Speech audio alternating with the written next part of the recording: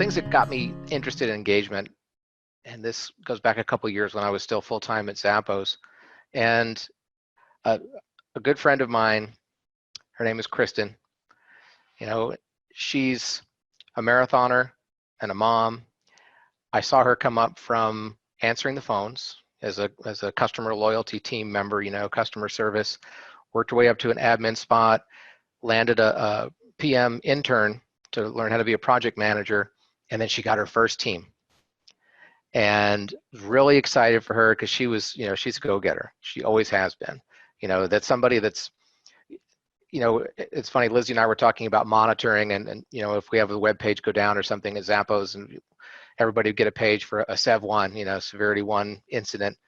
And Kristen, as a PM, she would have the same kind of gusto for a SEV1 as she would for Taco Tuesday.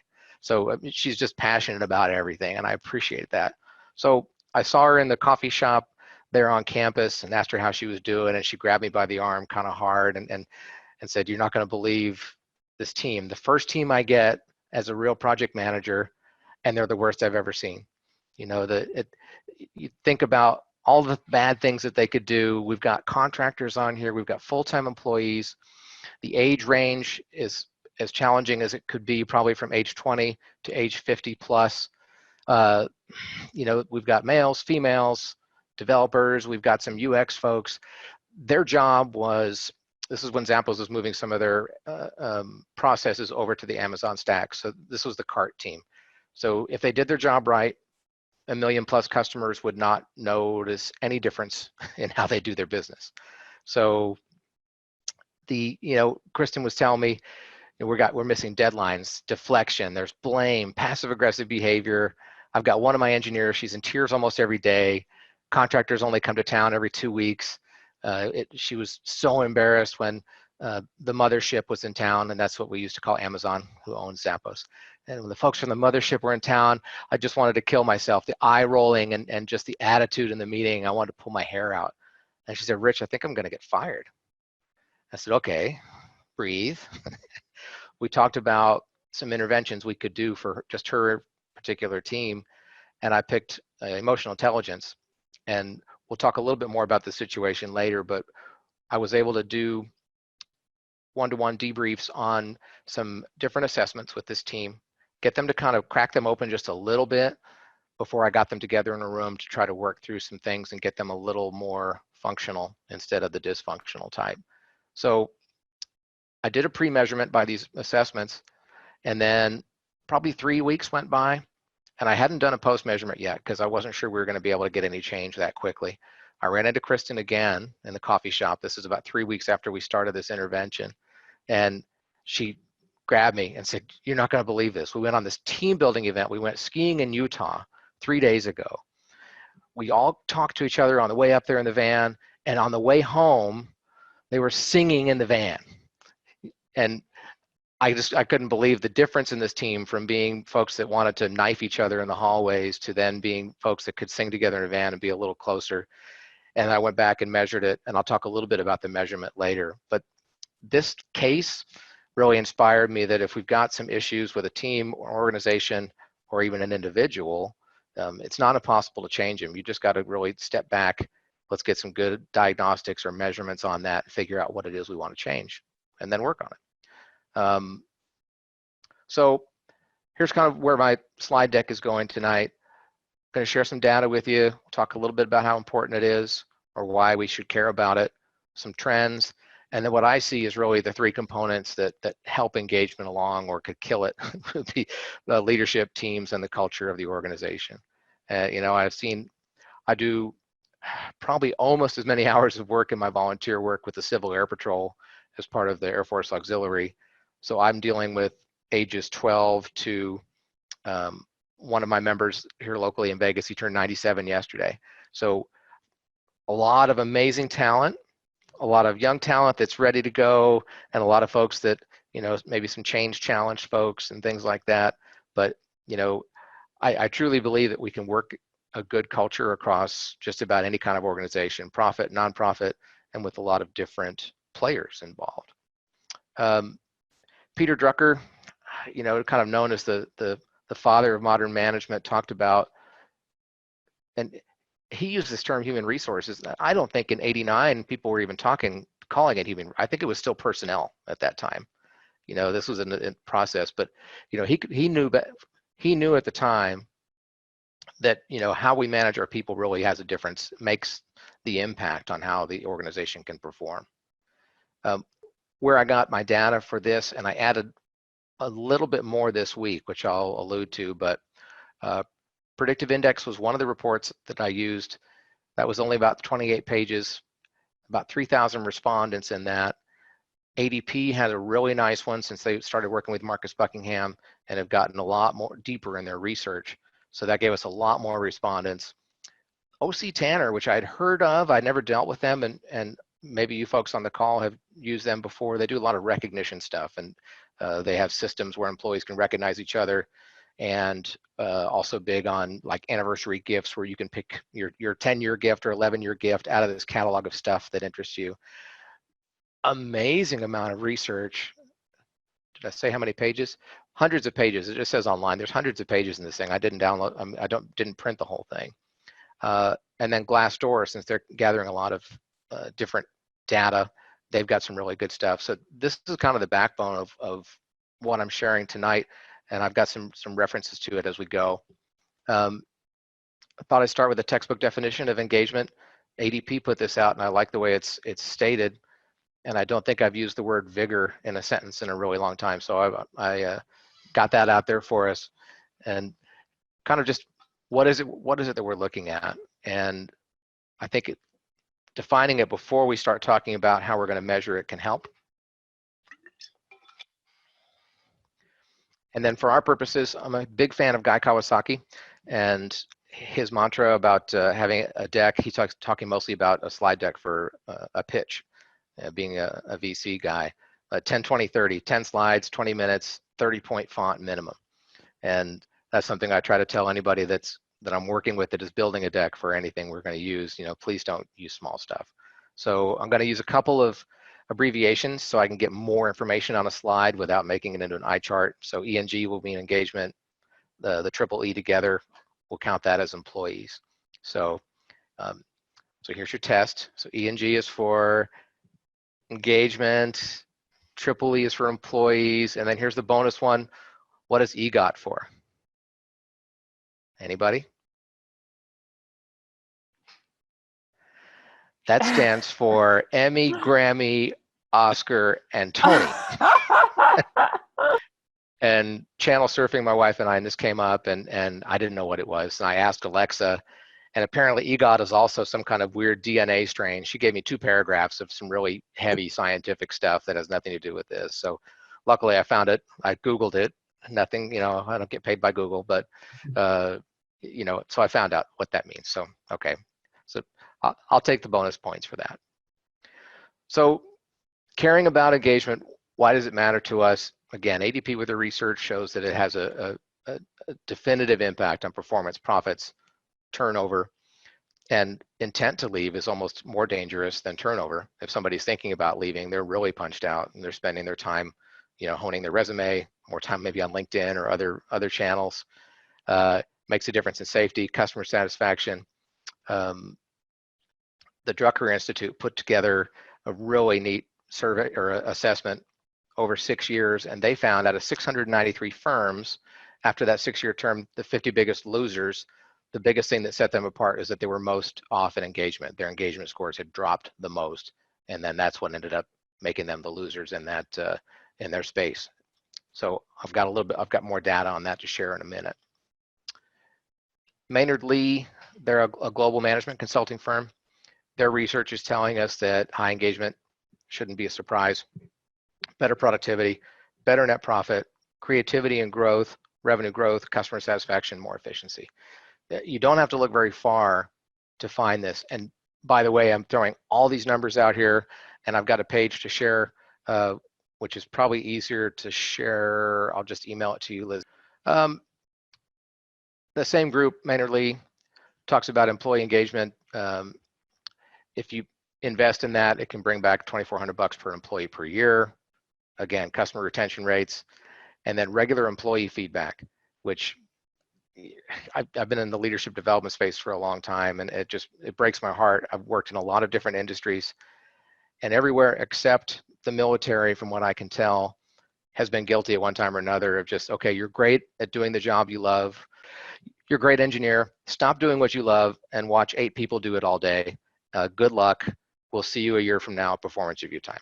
And that's it. And they never, so you take a good, solid person who's good at their job and then pretend that just because they're good at that, they can watch other people do it and get them to do it. So the feedback thing is really, really big. And I think we're doing a disservice if we don't really teach our leaders the best way to do that, whether it's a new leader or one that is existing.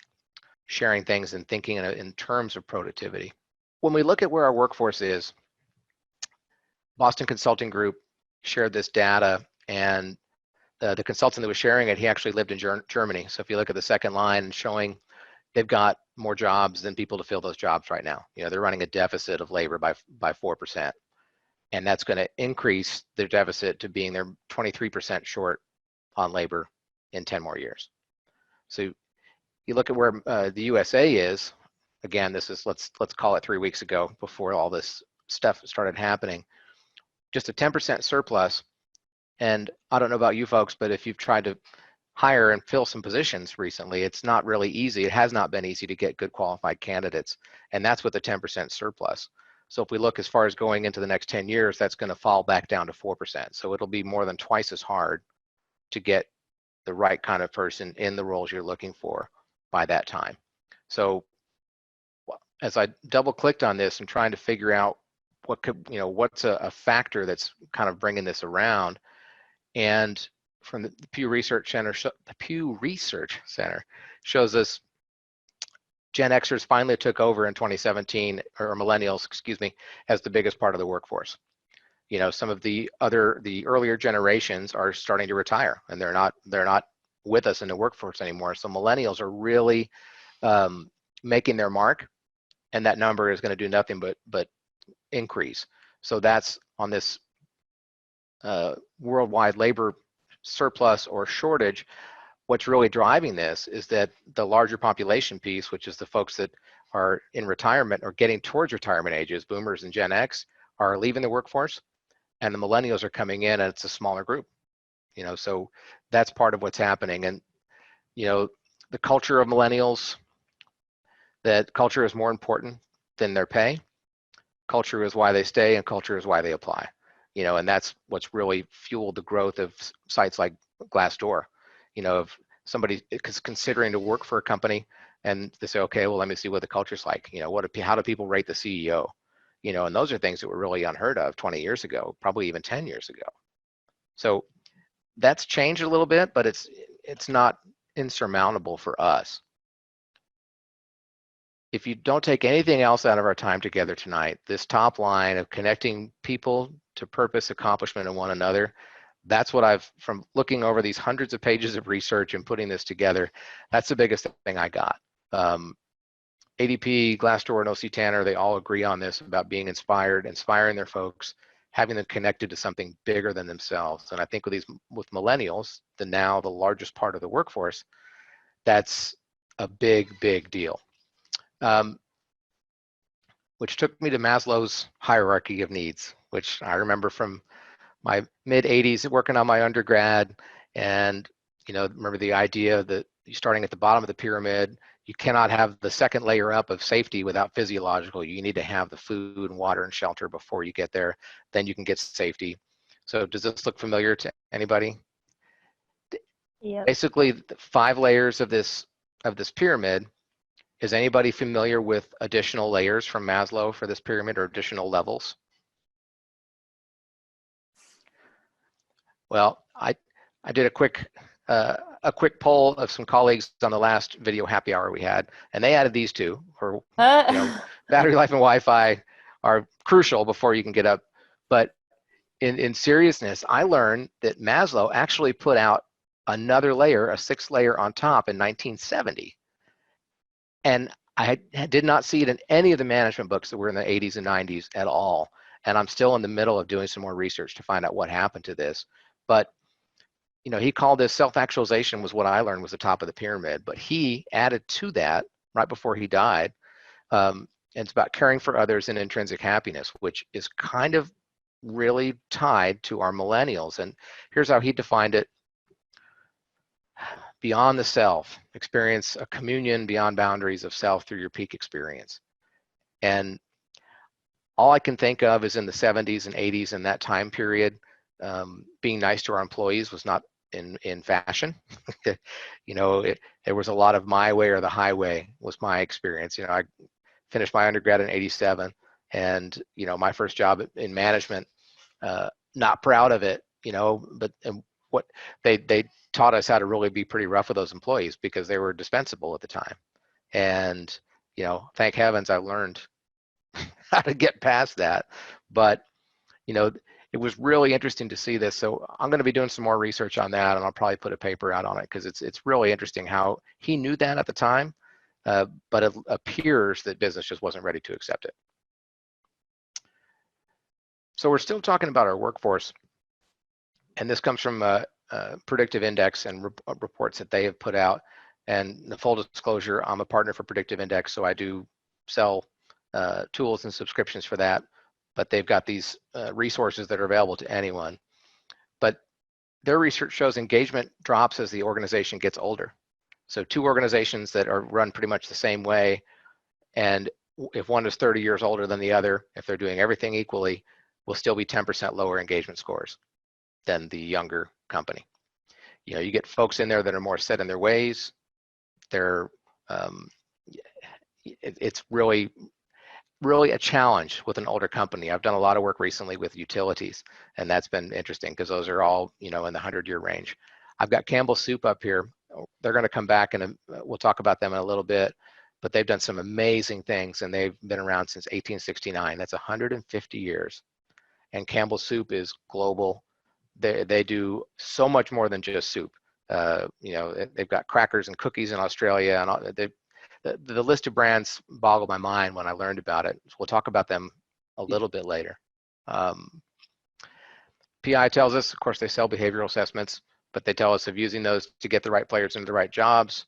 If you use that for hiring, you can get 22% higher engagement score. And PI's numbers prove that. They recently changed owners, got a bunch of venture capital money, revalidated all their assessments, and they've been hiring like crazy. They've probably quadrupled the size of their staff in Boston over this past 3 years. And you look them up on Glassdoor, and they're making all the lists of best places to work because they're hiring people that are matched for the jobs. So I'm not saying this is the only tool you could use, but really paying attention to get that right match and not depending on a poor, overworked hiring manager who we've never taken the time to teach them how to hire or interview correctly or to ask the right kinds of questions. It's tough. Getting the right person in there can be really difficult. Here's what I'm seeing is the three really components that affect engagement the most: leadership, teams, and culture.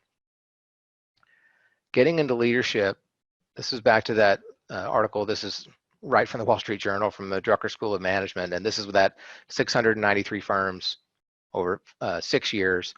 And it shows the other metrics that they looked at besides that the employee engagement was one of the biggest things that was off. They also lost their financial strength, customer satisfaction, innovation, and they didn't do too well in social responsibility. So, you know, really interesting to see how engagement is in this, you know, almost 700 companies was one of the biggest factors in company success.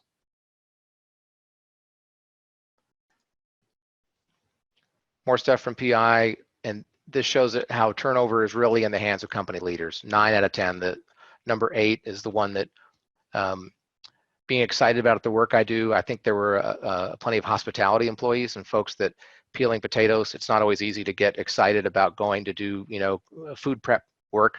I did 20 years in hospitality, and I know that that can be brutal. But looking at this, that leaders can have an impact or make adjustments to all these things, as far as communicating the vision, you know, investing in people, thinking about trust, compensation, you know, future for the company. And here's a good for all the L&D professionals on the call about, you know, an opportunity for self-development. They want training opportunities. They want learning opportunities. And I think that's something that we take for granted, probably because learning and development hasn't always been fun. You know, and I know when I started in the late 80s and training was, there were a lot of prisoners in the classroom, folks that had to go to training and weren't excited about being there. But that whole face of that is changing. Communications, growth opportunity, all of this that leaders have, you know, a huge impact on. And these are the 9 out of the 10 things that are growing, or pushing turnover over the edge. So ADP tells us that, you know, leaders have this influence on psychological meaningfulness, availability, and psychological safety. And those are some pretty heavy terms. But instead of just diving into that, talk about one of our favorite Bay Area companies and Project Aristotle that they ran. And I think the number is something like 185 teams. They looked at over 250 data points for each team. I think it covered about 20,000 people. They wanted to know what makes leaders effective. And the biggest thread that they could pull through all of that was psychological safety. You know, for somebody to be confident enough where they can bring something up and that, you know, they won't get punished or rejected for it. You know, and I think we've got different ways of dealing with this, and, you know, Agile and Scrum are one way to get everybody in a stand-up where we can kind of, you know, give everybody a voice. But I think opening up those channels a little more so people can actually feel better about doing that is something that can make a big difference.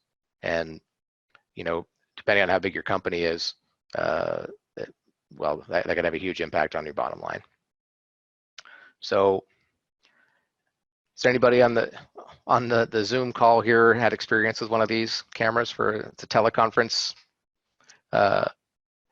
This is probably a different brand. We had several of these at Zappos, and it was you know, this is what wired us to the mothership, so we could have a teleconference with a big room.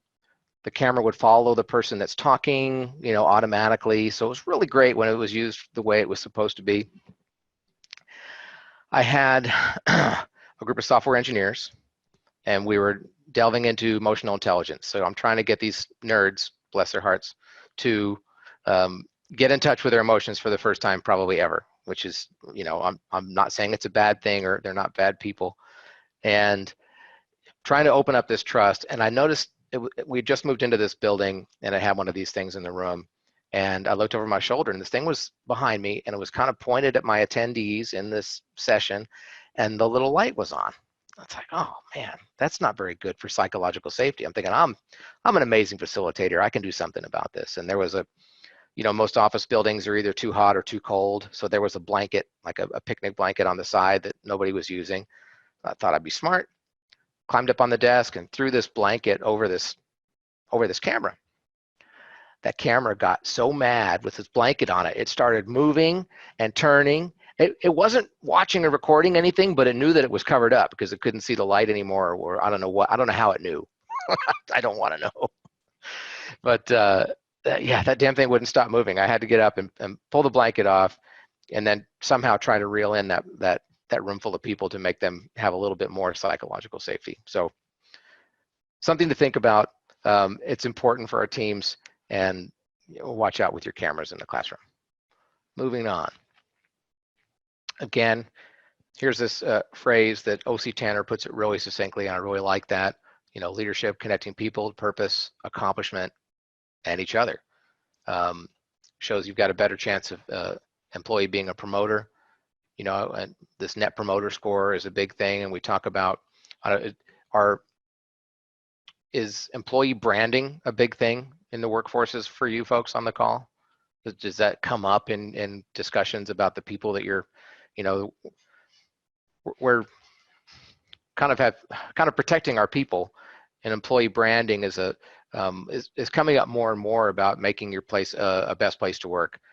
You want your own employees to be able to recommend that to other folks. Speaking of military, I had huge honor. I got to spend the night on the USS Nimitz this past summer. They flew us out there, about 16 of us folks from just regular diverse businesses, and we got to see so much on that ship. They took us all over the place. We saw there, you know, at the time they weren't fully loaded, but when they're out at sea, on a deployment, they're going to have about 5,000 people on the ship, and they're working 24/7. The shifts are long. There's no such thing as a 40-hour work week for anybody on that entire ship. You know, the captain of the ship, his actual stateroom is probably 25 feet from the bridge where he works. So he's really close to you. Can you imagine? Well, I know a lot of us work from home, so maybe your bed is 25 feet from where you work. But it just an amazing situation to watch. And the average age of an enlisted man or woman on this ship is 20 years old. So you think about 5,000 people, 20-year-olds. This is millennials, Gen X, you know, or Gen Z, wherever we are in that, and they get kind of a bad reputation. And it was really interesting to see how dedicated everybody was, and there was nobody messing around. Everybody was busy all the time, and I felt so guilty because you're walking through all these really tight hallways, and I could see people that were working that have places to go, and this is us in these white vests here. And when they see us coming, they all have to stop and get out of our way and let us go by. I felt so bad that whole 24 hours on the ship. This is Captain Lennox, and got some time with him, and I asked him, you know, so how do you do it? How do you keep these 5,000, and I'm sorry, I'm going to say kids, how do you keep them all going the right way? How do you keep this ship going the right direction all the time? It didn't take him long to come up with the answer. And he goes, you know, millennials get a bad rap. My experience has been if you connect them to something bigger than themselves and help them praise some of the accomplishments, then they're gonna, you can't stop them, you know. And I thought about that, and through the rest of the tour on this, I walked by this a couple of times. That's a piece of a steel girder from the World Trade Center, and that's close to one of the dining rooms that people walk through every single day, and kind of remind them why they do what they do. You know, getting these folks aligned to something bigger.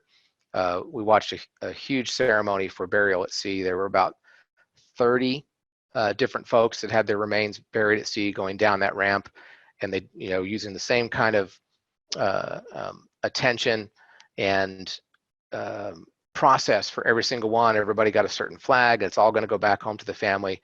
But seeing these people so dedicated, and you know, it really struck home about how these folks stay connected. And an example of that.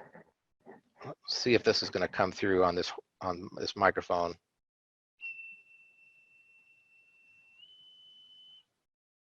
Did you guys hear the whistle?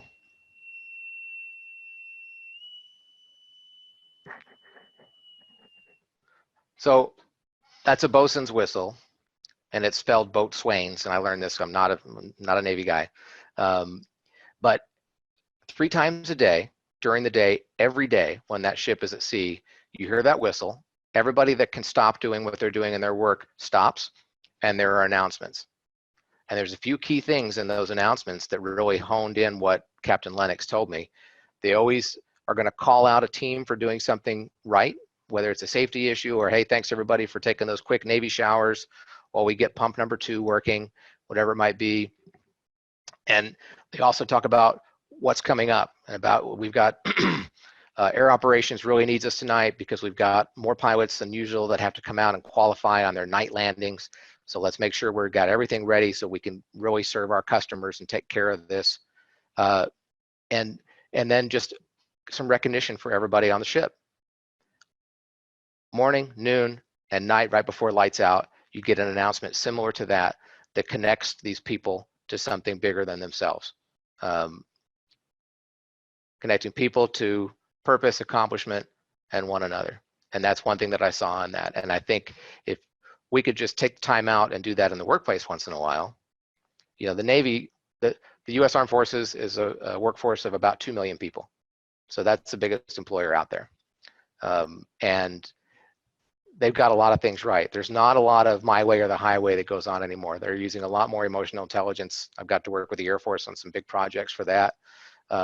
They know, we talk about hearts and minds, and they've got to get the hearts and minds of our people going in the right direction first before we can go out there onto some other country and do work for that. So, so the military, from what I can tell, gets it pretty well. We're talking about teams. Autonomy is a big deal. This is from OC Tanner also. And just talking about the more autonomy we have, engagement goes up, great work goes up. Preventing burnout, because I think they see burnout as a precursor to other things that we don't want, like turnover, like bad productivity. But somebody who is burned out and doesn't leave, who's just still taking up space there, can really do a lot of harm to your productivity, and also bring down the other folks on the team.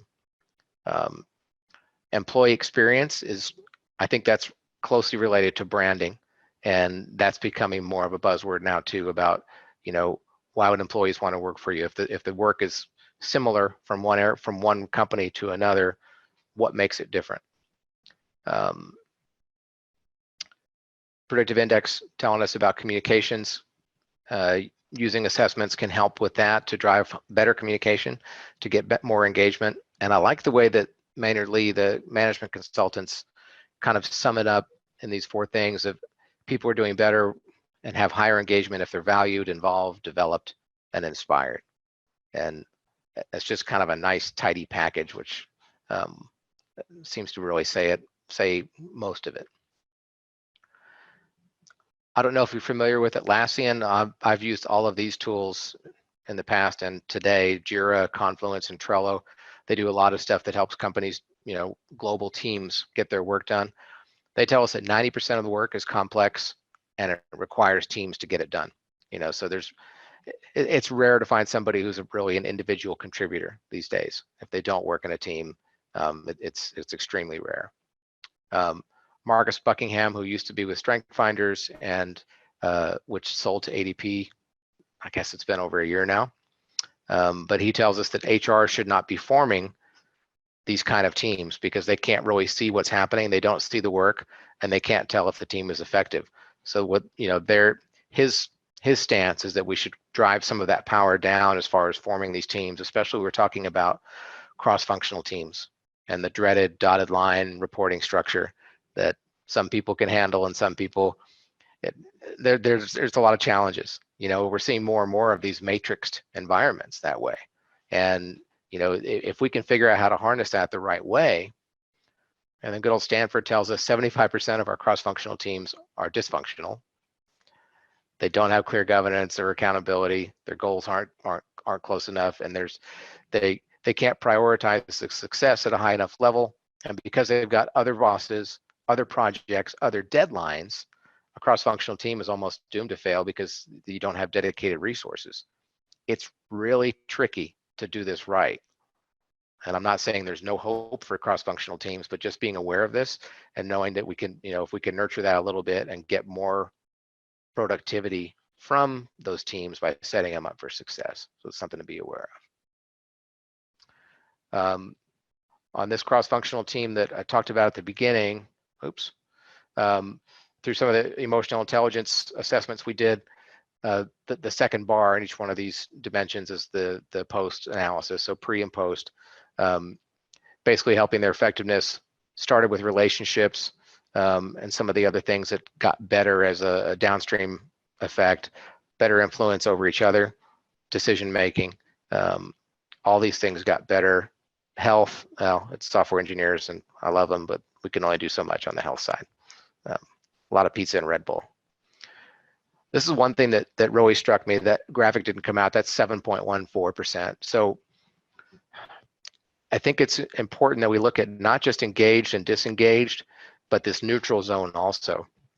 When I'm looking at the blue disengaged, that's actively disengaged folks. That's people that are probably have negative talk at the coffee machine or when they're standing in line for their blue bottle coffee, talking to coworkers about it. And when we're talking about getting more engagement, it may be just getting people out of that disengaged pie shape and just getting them into neutral, where they're not doing so much damage. Because somebody actively disengaged versus somebody neutral, we'll take the neutral every day. You're never is a tough term. It'll be difficult to get everybody out of the disengaged into being fully engaged. But if I'm happy with getting a certain percentage just into that neutral side where they're not going to do the damage, because then the folks that are engaged can help bring the total level of performance and productivity up. So I think that's something we should be aware of, that there's some middle ground in between there, and it's still a win to get somebody into the neutral zone. Something we did at Zappos, our engineers built this for us that tracked emails. You can probably buy something like this off the shelf now. They built this one from scratch, and the different departments are different colors you see across the top of the screen. And the bigger the node is, the bigger one of these circles is, the more connections or the more emails that they have outside of their own group. So the next slide shows a little bit closer here. And you can see this one that's a different color, but they're really close. They have a ton of communication, this tan circle with all these purple circles. And if I remember right, that was our CTO, and all the purple was at Zappos was merchandisers, or the folks that are buying all the shoes and clothing and stuff that moves through Zappos. So without a technical arm to get that stuff sold, you know, all these people that are buying can't do anything. So we saw some strong relationships there, and by checking out the size of the circles, and we could hover each one of these and see who it was, really helps us see who are the connectors, who are the real leaders, regardless of what the org chart says. Because I think we've all been in situations where you can, you know, you've got an organization, and somebody may have a title, but there's probably somebody else there that acts more as a filter, somebody that's got the louder voice. Hopefully they're in the engaged part of the pie and not in the disengaged, actively disengaged part. But this can be really valuable to kind of see where are the true leaders in the company, who are the folks that are making an impact. And you know, I think we have to be careful not to use this as a weapon to try to rout out some people that are doing harm, but find out the ones that are doing good and try to replicate that and reward that too. So there's different things that we can do to kind of track that. Stay interviews are becoming a little more popular. I don't believe much in exit interviews, because I think if someone's already out the door, there's no incentive for them to tell us the truth of why they left. I told the group number one that I was in earlier about we're trying to maintain our software engineers. It seemed like our turnover was going really high. So we got a task force that, okay, we'll listen to what the exit interview said, but I want to know why Jimmy left. Let's talk to Jimmy's boss. Let's talk to Jimmy's coworkers and say, oh, this is why he left, or this is why she left, and get the true reason from that from the people they worked for. So we kept that in a whole separate column, and we're able to attack the problem from there. We measured it. We got the turnover down to what we thought was a good improvement, and we wanted to keep going. But as I told the first group, you know, we looked at Google and Facebook and Twitter that were hiring some of our engineers away. And once we got down to a little bit better, a little worse than their level, we got close to the level of our competing hiring firms, then we stopped. And we knew that we weren't going to waste our time to try to get any better than that. So know where you have your bar set. And again, to Jeff's point about knowing the industry. So employee experience management is a thing. We want them to come to work, and it's not just for the kind of work they're doing, but you know, it's culture. They're happy to be there. These are going to be your promoters. And the research is telling us that 20% of employees left their job because of a poor employee experience, and most of those were millennials, because they know they can get a job down the street or, you know, one town over for the same kind of money. So it's important that we, you know, do our best to kind of manage that. So we move into culture. Thriving and non-thriving culture. OC Tanner has done a lot of research on this, and I like the way they put their chart together as the things that they feel make up a good culture, and those are also things that could take away from one. They're telling us that, you know, thriving cultures, obviously it helps the NPS score, more great work, highly engaged employees, less likely to have layoffs, better revenue, and better innovation. You know, it's that culture, it's a psychological safety we talked about, all of those things together are making an impact there. Talking about culture, different things you can do. This is a picture of the annual beer run we used to do at Zappos, which is terrible. I don't recommend it. You drink a beer, run a quarter mile, drink another beer, run a quarter mile. So each quarter mile you have to drink a beer. And, you know, we're fulfillment operation, and if you have what we call reverse logistics, you have to stop and drink a whole nother beer. So it's a terrible terrible thing. So 51% of our employees are satisfied with annual surveys, and I think having an annual survey is as far as engagement and how are people doing, it's probably not doing us any favors. Let's see, there we go. This wasn't Zappos. I think this is at Raymond James, but it's an example of wall sits. And you don't have to do a formal survey every time. If you track simple engagement factors like at Zappos, we had a developer every Wednesday afternoon after lunch, people start to get a little sleepy. He'd send out instant message, okay, Wednesday wall sits, 4th floor, 2 minutes. And we'd all show up there, and some folks who had the wrong shoes would have to take their shoes off, and they'd play some terrible disco song that would last about 4 or 5 minutes, and everybody would hang out and do the wall sits. And we could tell the temperature or the climate of how the organization was doing by how many people showed up for this event. Well, we usually get about 15 folks, and today was only 6. I wonder what's going on. You know, try to figure out, is it travel? Is it a big project? Or is it that folks just don't want to engage? You know, so I think looking for some of the less obvious ways, and it doesn't cost anything to do this, and it's just a matter of taking the time and get some resources to kind of think about it.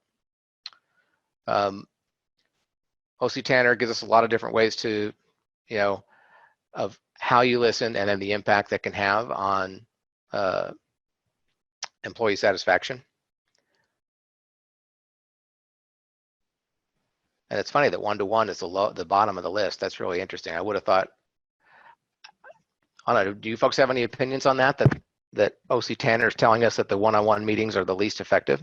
This is something I just threw in. I just found this research this week about from a group called M-Train, which I haven't heard of before. It was interesting. Majority of employees agree that empathy is important. This company does a lot of look at in-group and out-group. And you know, they put all their research against folks, a group of employees in the organization that don't feel like they're part of the group that gets things done, the group that's popular, or that is on the cutting edge of things. So there can be a huge divide of what they found as they're looking at performance. So I'll include this in the list. That's something I haven't dug too much into, but it looks like some really interesting research about looking at different groups and then how would they each answer the same questions on a survey. And there's some more. They had 40,000 employees in their survey, which caught my attention. And they're looking at, you know, positive norms, top-down messaging, all those things that, you know, we talk about how leaders can have a pivotal impact on this, things that can make a big difference. Getting feedback, if we take action on that feedback that the employees give us within 90 days, they're more likely to feel heard. That shouldn't surprise anybody. More likely to have trust, which came up tonight. And that half the organizations that ask for feedback, they take over 6 months to get the results back and to take action. And here's this, more than half, just 64% actually address it, which means there's better than a third of companies out there that take the time, take the expense of getting all this data and they don't do anything with it, which breaks my heart. How do you get this information from your employees? You know, I got 133 million results when I put in survey. I just implore the group to not try to wing it and to find some kind of valid and reliable tool. Because if you don't put thought into how you word the questions, language can be a big deal, gender comes into there, and a lot of other bias can really mess up the results that you get back. So I implore, if you're going to use one, to find something from somebody. Here are some companies that I've worked with and that I know and that I have used in the past. That doesn't mean they're the best. There are lots of them out there. This one on top is from 6 Seconds, which it's emotional intelligence tools, but it actually gives me a number on trust. So I can do a 360 or a team assessment. I can do a pre and post assessment and say, okay, your trust is at this level. Then we do an intervention. We're going to measure it again in 3 months or whatever it might be.